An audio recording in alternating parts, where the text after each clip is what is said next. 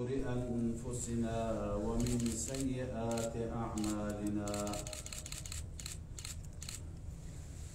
من يهده الله فلا مضل له ومن يضلله فلا هادي له وأشهد أن لا إله إلا الله وحده وأشهد أن سيدنا وحبيبنا ومولانا محمدا عبده ورسوله أرسله الله إلى كافة للناس بالحق بشيرا ونذيرا وداعيا إلى الله بإذنه وسراجا منيرا أما بعد أعوذ بالله من الشيطان الرجيم بسم الله الرحمن الرحيم إن الذين اتقوا إذا مسهم طائف من الشيطان تذكروا فإذا هم مبصرون وإخوانهم يمدونهم في الغي ثم لا يقصرون وقال سبحانه وتعالى إن الله وملائكته يصلون على النبي يا أيها الذين آمنوا صلوا عليه وسلموا تسليما اللهم صل على سيدنا وشفيعنا وحبيبنا ومولانا محمد وعلى آله وأصحابه وأزواجه وأهل بيته أجمعين أما بعد سروران عزيز حضار ارزشمند قبل از هر چیز این عید سعید را خدمت یکایک شما نمازگزاران و مؤمنان خداجو تبریک و تهنیت عرض می کنم و از الله عز و جل مسئلت دارم رب العالمین تمامی طاعات و عبادات را قیام و صیام را بندگی ها را به بارگاه خودش قبول بفرماید و رب سبحانه و تعالی اون اجر و پاداشی که در چنین روزی به بندگان مؤمن و به بندگان خاص خودش عنایت می فرماید الله عز و جل اون پاداش را اون عیدی را و اون اجر را به همه من و شما عنایت بفرماید. واقعا همان طوری که در حدیث شریف آمده للصائم فرحتان، کسی که روزه میگیرد سروران عزیز دو تا خوشی دارد، دو تا خوشحالی دارد. یک خوشحالی فرحت عند افطاره، یک خوشحالی وقت افطارش هست یا وقت فطرش هست و یک خوشحالیش وقتی که ربش را و معبودش را ملاقات می کند. افطار، خوشحالی افطار به دو نوع هست. یکی را علما می گویند افطار اصغر و یکی افطار اکبر. افطار اصغر همون افطار هست که بعد از ظهر همون روز، غروب همون روز من و شما سر سفره افطار هستیم و اون وقت یک خوشی هست و یک سروری هست که بعد از چند ساعت، 12 ساعت بیشتر کمتر، گرسنگی و تشنگی انسان چیزی را تناول می کند. و یک افطار، افطار اکبر همینه که امروز من شما عید فطر گرفتیم و این هم یک خوشی دارد. اگر من شما ماوراء حجاب را، اونور پرده را می دیدیم، مشاهده می کردیم، خوشی من و شما دوچندان می شد. به دلیل اینکه الله عزوجل در این روز به بندگان خودش عیدی میده. عزیزان، در حدیث شریف این روز یوم الجائزه گفته شده، روز جائزه، روز پاداش، روزی که رب العالمین به بندگانی که یک ماه تمام به خاطر الله عزوجل از تمامی لذات چشم‌پوشی کردند، لذت جنسی، لذت گرسنگی، تشنگی، همه اینها را کنار گذاشتند به خاطر الله عزوجل. الله تعالی در این روز به این بندگان خودش پاداش میده، جایزه عنایت میفرماید. به این خاطر یوم الجائزه هم بهش میگویند. و یک فرقی که عید ما با اعیاد دیگر ادیان داره هم همینه که عید ما دو تا عید داریم. هر دو عید ما مناسبت هایشون مناسبت های بروز هست، مناسبت هایی هست که اون مناسبت ها با خود ما مربوط هست. بقیه ادیان نه، یک عیدی دارند که عید اونها به یک تاریخی برمیگردد. مثلا عید مسیحیت روز 25 دسامبر میگویند که ولادت سیدنا عیسی علیه السلام است. 300 سال بعد از اینکه عیسی علیه السلام به آسمان ها رفت، 300 سال بعد از اون این عید را درست کردند و تخمین زدند، گفتند حدوداً 25 دسامبر عیسی علیه السلام متولد شده. لذا یک عیدی هست که بر اساس ولادت عیسی هست. اون ولادت هم تحقیقی نیست، دقیق نیست. و عید یهودی ها روزی هست که اونها معتقدند در این روز موسی علیه السلام و بنی اسرائیل از دست فرعون نجات پیدا کردند و فرعون که دشمن بنی اسرائیل هست در این روز غرق شد. اون روز را اونها روز عید خودشون میگیرند. همه ادیان را و همه مذاهب را شما بررسی بفرمایید، هر یکی یک تاریخی دارد که بر اساس اون تاریخ عید خودش را میگیرد. ما اگر به تاریخ های خودمون بررسی بکنیم، ما ده ها از این تاریخ داریم، اما عید ما بر اساس این تاریخ ها نیست. اگر بر اساس تاریخ بود، ما روز ولادت رسول الله صلی الله علیه و سلم را عید می گرفتیم.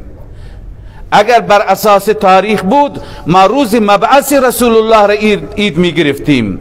روز بدر را که یوم الفرقان نامیده شده، اون روز را عید می گرفتیم. روز فتح مکه را که بلال رضی الله تعالی عنه بعد از سالها هجرت و غربت صحابه برگشتند و بلال پشت بام خانه کعبه برای اولین بار ندای الله اکبر را سر داد. اگر عید ما بر اساس تاریخ بود، ما در اون روز را عید می گرفتیم، روز فتح مکه را عید می گرفتیم، روز احزاب، شکست احزاب را عید می گرفتیم، روز بدر را عید می گرفتیم. اما عزیزان، ما از این تاریخ های زرین زیاد داریم، فراوان داریم. اما رب العالمین عیدی که به ما عنایت فرموده، دقت بفرمایید، این عید بسیار نکات ظریفی دارد.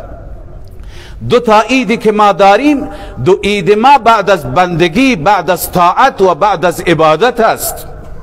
عید فطر بعد از یک ماه عبادت که شما مؤمنین انجام می دهید و بعد از یک ماه قیام و صیام هست، بعد از یک ماه روزه هست که شما انجام می دهید.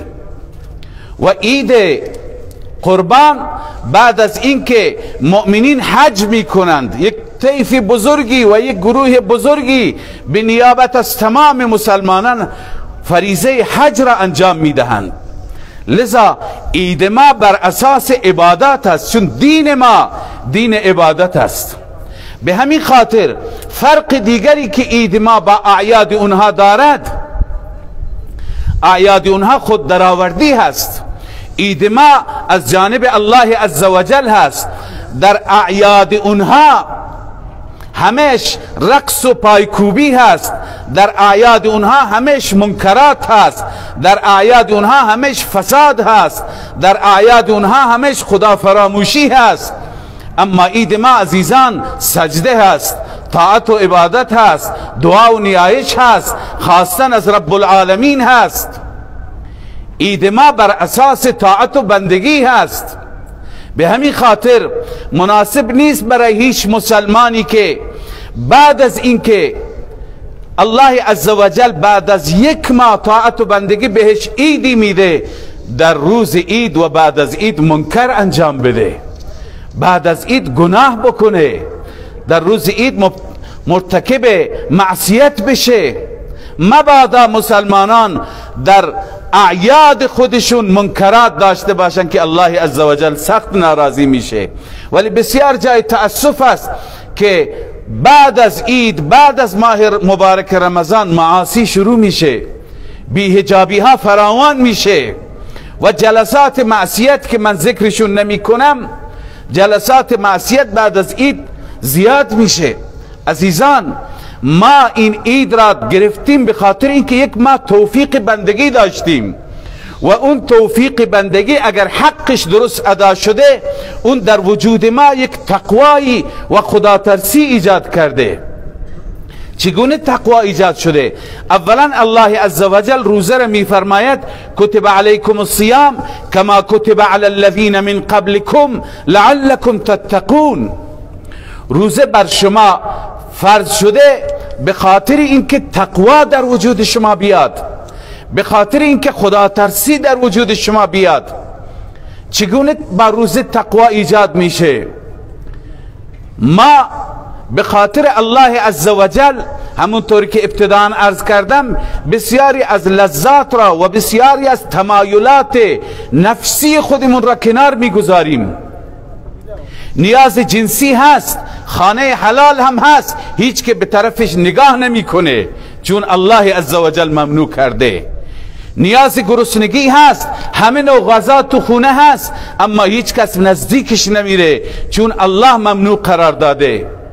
تشنگی هست، اما هیچ کسی به طرف آب و آب میوه و یخچال و هیچ چیزی نوشیدنی نمیره. به خاطر چی؟ به خاطر اینکه الله عزوجل ممنوع قرار داده. از صبح تا غروب با لبانی خشک، با معده خالی و گرسنه تحمل میکنیم. عزیزان تقوا همینه. تقوا یعنی اینکه خدای عزوجل دستوری که داده اون دستور را کاملا انسان اطاعت بکند. این تقوا را که گرفتیم تقویت میشیم. این تقوا باید بعد از ماه مبارک رمضان با ما همراه باشد. لذا فلسفه رمضان و پیام رمضان اینه که کسی که مال خودش را به خاطر الله نمیخورد، اون به مال غیر هیچ وقت چشم نمیدوزد. کسی که مال حلال خودش را به خاطر الله عزوجل نزدیک نمیره، اون چطور جرأت میکند مال مردم بخورد؟ کسی که به طرف خانه حلال خودش نزدیک نمیشه، او بعد از رمضان چطور میتونه دیگران را و محارم را به دید بد نگاه بکنه؟ لذا عزیزان رمضان و صیام روزه ما را از این جهت تقویت میکند، تقوای ما تقویت بشه، خدا ترسی ما تقویت بشه. و یکی از اثرات تقوا و یکی از تأثیرات خوب تقوا این بعد از ماه مبارک رمضان شما امتحان بکنید.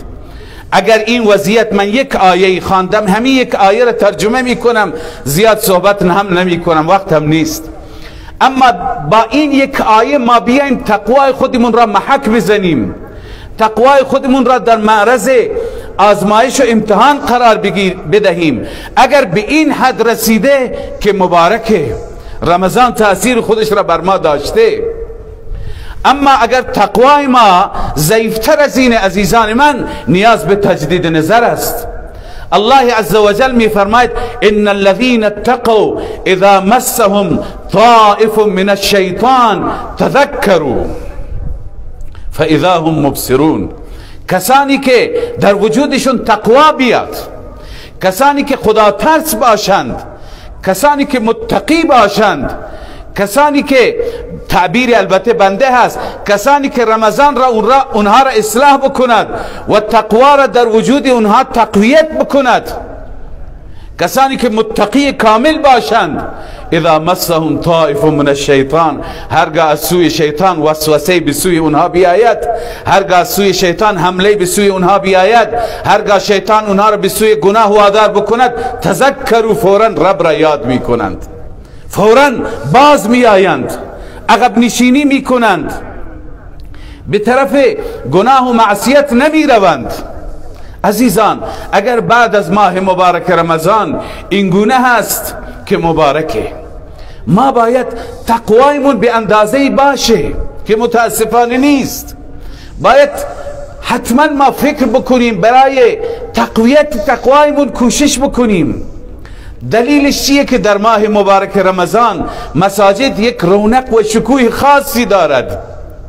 زیبایی مساجد با جوانانی هست که با چه شور و شوقی حضور پیدا می کنند، با جوانانی که با چه دعا و تضرعی دارند، اما بعد از ماه مبارک رمضان اینها پیدا نمیشند.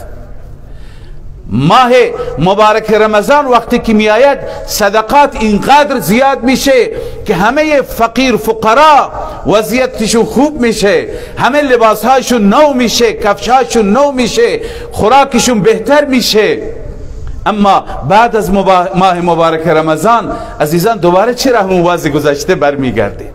لذا ماه مبارک برای این هست که ما اینها را که تمرین میکنیم، گرچه ماه مبارک برکاتی دارد، شیاطین مسدود هستند، شیاطین به زنجیر کشیده شدند، اما عزیزان اگر کسی بخواهد اون چی که در رمضان حاصل کرده و بعد از رمضان اون را حفظ کند و با او ادامه بدهد، الله عزوجل او را کمک می کند، الله او را تقویت می کند. لذا باید تقوای ما به اینجا برسد که اذا مسهم طائف من الشیطان تذکروا، هر وقت شیطان وسوسه کرد، شیطان به سوی گناه دعوت کرد، شیطان به سوی معصیت ما را برد، شیطان به سوی رباخاری، به سوی غیبت، به سوی دروغ، به سوی تمام گناهانی که گناه زبان، گناه گوش، گناه چشم، گناه معاملاتی، گناهان دیگری که در جامعه وجود دارد، هرگاه شیطان میخواد وسوسه بکند، تذکروا، باید خدا را یاد کنیم. فاذا هم مبصرون، چشماشون را باز میکنند. حتی الله عزوجل میفرماید و اخوانهم یبدونهم فی الغی، بقیه کسانی که در مسیر شیطان هستند، بقیه کسانی که در مسیر گمراهی هستند، سعی میکنند اینها را به سوی گمراهی بکشند. ثم لا یقصرون، اونها هیچ کوتاهی نمی کنند، اونها تمام تلاششون را میکنن که اینها را به سوی گمراهی ببرند، اما اینها چنان تقوایی به برکت رمضان حاصل کردند، چنان تقوایی به برکت قرب الله عزوجل حاصل کردند که اون تقوا حجابی هست، سدی هست، مانعی هست. عزیزان من، لذا عزیزان این پیام رمضان هست و این فلسفه رمضان هست که هر رمضان ما را تقویت می کند، ایمان ما را، تقوای ما را، یقین ما را، توکل ما را، اعتماد ما را به الله عزوجل ما را تقویت می کند و ما باید بیشتر از پیش باشیم و همچنین باید در باب عمل کوتاهی نشه. گرچه رسول الله صلی الله علیه و سلم فرمود که همیشه از الله عزوجل فضلش را بخواهیم، اما عزیزان فضل الله را بخواهیم بدون عمل چی روی داشته باشیم که از الله فضلش را بخواهیم؟ یکی از بزرگان جنید بغدادی رحمه الله می فرماید بغیر عمل کسی اگر امید بهشت را داشته باشد او در واقع داره خودش را فریب میده، و اگر کسی عملی میکند و بر عمل خودش اینقدر اعتماد داره که من به بهشت میرم، اینم خودش را فریب میده. ایمان یه حالت چنینی دارد که انسان باید بدون عمل هم نباشد و اگر عمل می کند بر عمل خودش مغرور هم نباشد، اعتماد هم نداشته باشد. الایمان بین الخوف و الرجاء، ایمان بین ترس و امید باید باشد. اینقدر از الله عزوجل انسان باید بترسد که حد و نهایتی داشته نباشد و اینقدر به الله عزوجل امیدوار باشد که امیدش هم حدی داشته نباشد. الله عزوجل هر جا آیات امید و آیات خوف را بیان می فرماید. نبئ عبادی انی انا الغفور الرحیم و ان عذابی هو العذاب الالیم. بندگان من را خبر بده ای رسول مکرم صلی الله علیه وسلم که من غفور و رحیم هستم. یعنی امیدوار باشید، عمل بکنید، با خدا باشید، در کنار دین الله باشید و امیدوار باشید. اما و ان عذابی هو العذاب الالیم، عذاب من هم دردناکه، بد جور عذاب میده. الله پناه بده همه من شما. لذا عزیزان هم باید امیدوار بود، هم باید ترسید و هم باید از خدای عزوجل همیشه بخواهیم انسان هیچ وقت بر خودش اعتماد نکند. اونهایی که بر خود اعتماد داشتن چه اولیاء الله بزرگی بودند هم لغزیدند، هم دچار اشتباه شدن. لذا هیچ وقت نباید بر خودمون اعتماد بکنیم، بر الله عزوجل، بر ذات الله توکل بکنیم و تا روزی که الله تعالی توفیق داده در باب طاعت و بندگی، در باب سجده الله عزوجل کوتاهی نکنیم. خوشا به حال اون مسلمان، بالخصوص اون جوانی که او توفیق پیدا می کند اکثر عمرش را و تمام عمرش را در طاعت و بندگی صرف می کند. ما عزیزان همه روز می بینیم که دنیا چطور بی وفا هست، چه عزیزانی را ما داریم از دست میدیم، چه انسانهای با شخصیتی را ما از دست میدیم. واقعا دنیا برای هیچ کسی جای بقا و ماندن نیست. اما خوشا به حال اونهایی که حقیقت را درک میکنند، خوشا به حال اونهایی که دوراندیشن، دور را نگاه میکنند، جلوی پایشون را نگاه نمی کنند. همین دنیا را و همین سلامتی را و همین امکاناتی که الله عزوجل به ما داده که موقتی هست، سلامتی موقتی هست، جوانی موقتی هست، همه چیز دنیا موقتی هست، به این نگاه نمی کنند، خیلی دور را نگاه می کنند، اونور دنیا را نگاه می کنند و برای اونور دنیا برنامه ریزی می کنند. خوشا به حال اون انسانها واقعا دوراندیشند و الله عزوجل از اول قرآن تا آخر قرآن بیشترین تأکیدی که به ما دارد همینه که ای انسان دور را نگاه بکن، ای انسان برای آخرتت برنامه ریزی بکن، برای فردایت فکری بکن. و رمضان هم آمده به خاطر اینکه فکر ما را به الله عزوجل، به جهان آخرت، به روز قیامت، به سعادت ابدی و سرمدی ما فکر ما را ببرد. الله عزوجل همه ما را اهل توفیق بگرداند، اهل طاعت و بندگی عنایت بفرماید. بالخصوص امروز تک تکمون برای خودمون دعا بکنیم که ای الله استقامت بده. خداوند انشاءالله گناهان را بخشیده، شک نکنید، وعده الله است. شما مؤمنین که این شب این همه یا رب یا رب گفتید، داد و فریاد کردید، الله چنان رب مهربانی است که رد نمیکنه، قطعا بخشیده. اما عزیزان این وضعیت را تا بعد از این حفظ بکنید، نگه داشته باشید و تا آخر که با الله باشیم، از گناه، از معاصی، از نافرمانی پروردگار دور باشیم. الله عزوجل به همه من و شما توفیق عمل عنایت بفرماید و عید را عید مبارکی بگرداند و الله تعالی تمامی طاعات و بندگی مؤمنین و مؤمنات را در همه جای دنیا به بارگاه خودش قبول بفرماید. و السلام علیکم و رحمت الله و برکاته.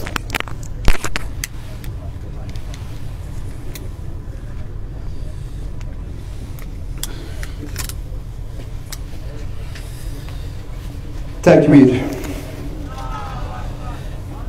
عید فطر ضیافتی است برای پایان این مهمانی. عید فطر پاداش افطاری های خالصانه و بجاست. عید فطر قبولی انفاقها به قصد قربت است. عید فطر پایان نامه دوره گذشته است. بهره بردیم از بیانات ارزنده جناب مولانا عبدالغنی بدری حفظه الله تعالی و بیش از این مصدق اوقات نخواهیم شد و همگی امان گوش جان می سپاریم به بیانات ارزنده و دلسوزانه حضرت شیخ الاسلام حفظه الله تعالی. استقبال فرمایید با 3 تکبیر قرار.